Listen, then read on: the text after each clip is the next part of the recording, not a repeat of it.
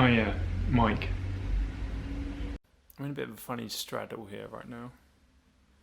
Not sure this is the best way to go about it. Well, I'm gonna roll with it. Hi guys, Greg here. Today, as you can see, not in the dingy game cave. So I thought we'd just have a talk about things that parents never understood about playing video games. Some of these are absolute classics, I'm sure we've talked about before, but I thought I'd just share some funny stories I remember from when I was growing up, and let's all just have a great time. So kicking off with an absolute classic, only being able to save at save points.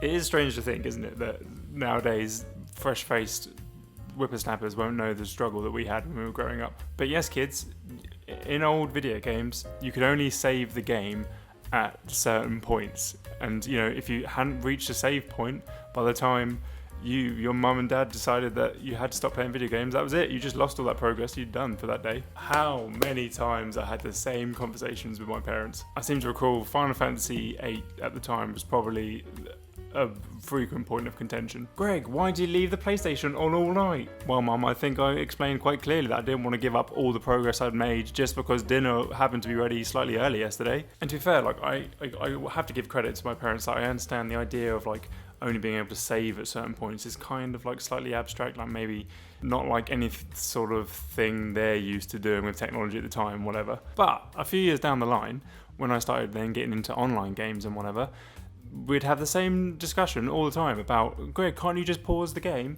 And this was before the days of, you know, Sky Plus or like other set-top boxes where you could like pause live TV and stuff like that.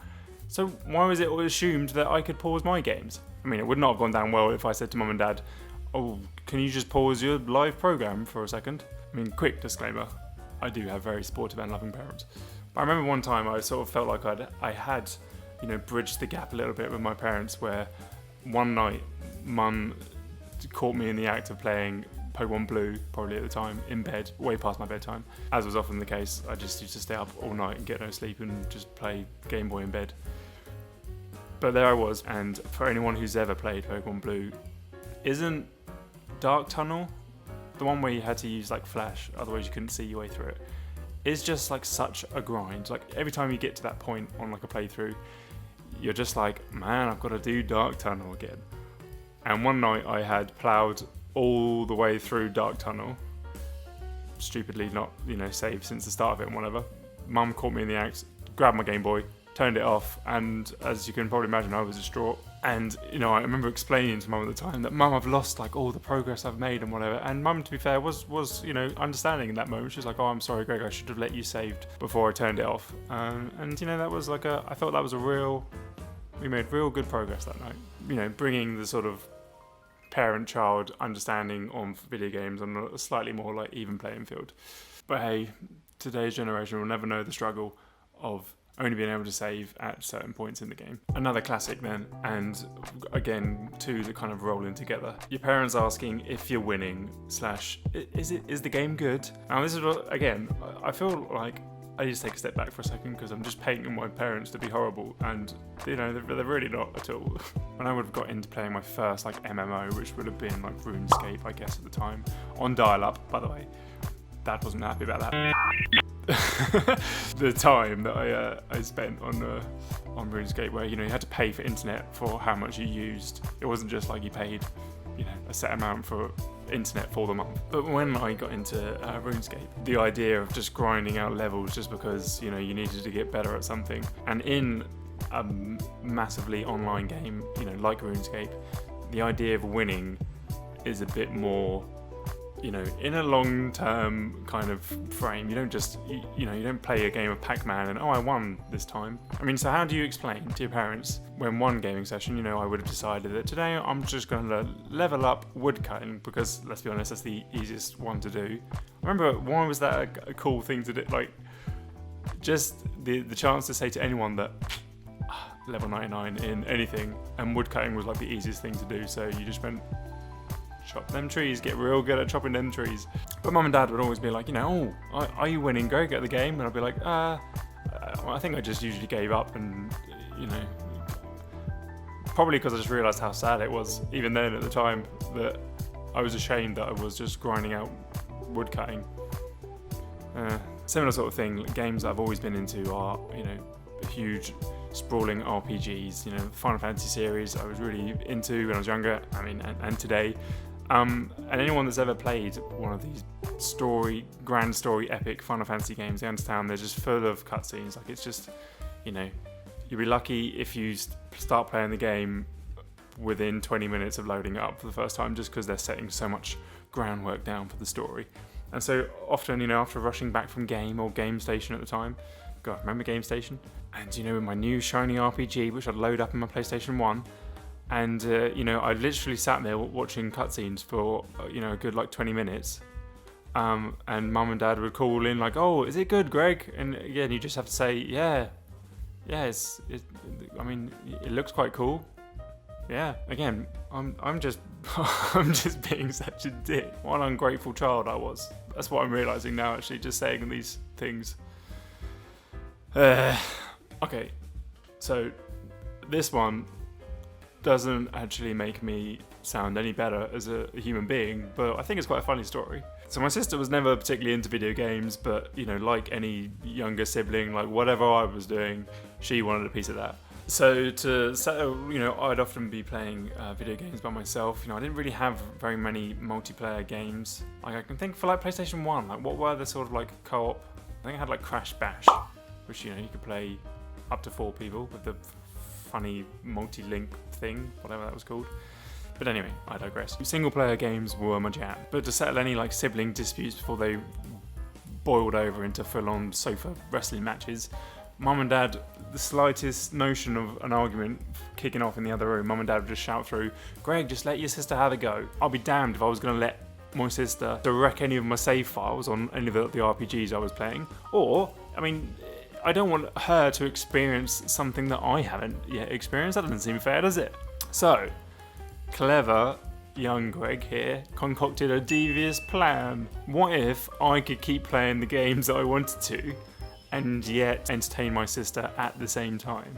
So I remember the game I often did this with was some sort of strange Bugs Bunny and Taz, the Tasmanian Devil, in Time or something it was called. And this was a purely like single player game. So I think you did swap between playing as Bugs Bunny or Taz.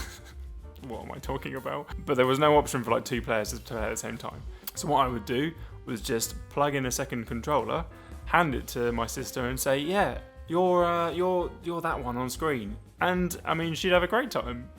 She was none the wiser. I mean, I even remember there being times where she was sort of struck wrestling with the controller going, oh, it's not quite doing what I'm telling it to do, Greg. And I'd be like, no, it's right, don't worry. Sometimes it's just a bit laggy or whatever. She came clean to my sister about this, honestly, only like a couple of years ago. And she was furious. Like, she sort of remembers it to this day. She even said, she brought up the whole thing, like, I felt like sometimes I wasn't really in control of the characters. So yeah, top tip for anyone out there. You need to entertain a sibling, just boop, plug in a controller, tell them, you can literally pick anyone on the screen, say, yeah, you're doing great, that one back there, yeah, good stuff. On a side note, I think we get on quite well, my sister and I. I mean, I was including her. Come on. This may be then a slightly more abstract one, but I also remember coming up with a conversation. Mum and Dad just could not ever get a handle on like how I remembered where the buttons were on the controller. I mean, there aren't that many. You know, think back to the PlayStation 1 as well. Like, there wasn't even the analog sticks. Like, it was just directional buttons, 4 buttons on this side, and 4, trigger buttons on the top. It's ergonomic. It fits nicely in your hands. Anytime my parents would ever play a video game with me, I understand a little bit of like looking down at the controller. Like, I'll just remember, okay, X was the bottom one. Like, I'll just check. But they never remembered where they were. I remember one time being like ill off school, and this was not, part of the course. I wasn't allowed to play video games while I was ill off school. Like, if I was ill off school, I had to be asleep or, really suffering. So no video games, but I can't remember the reason why. Anyway, I was playing video games, so I had a duvet out on the sofa, and the controller for the PlayStation was like underneath the duvet, and I was just like playing along like this. And Mum and Dad, you know, I might as well have been spinning 4 paints while on a unicycle at the time. My Mum and Dad were amazed. They're like, "What? You know where the buttons are just by feeling it going?" I was like, "But Mum, I don't think you understand. I'm not moving my hands a lot and then refining the position. They literally stay still. You know, all you've got to remember is which is left, which is right, up and down." So that was always something. And finally then, I guess another cliche one maybe is that there's, you know, why don't you go outside, Greg, and be social with your friends?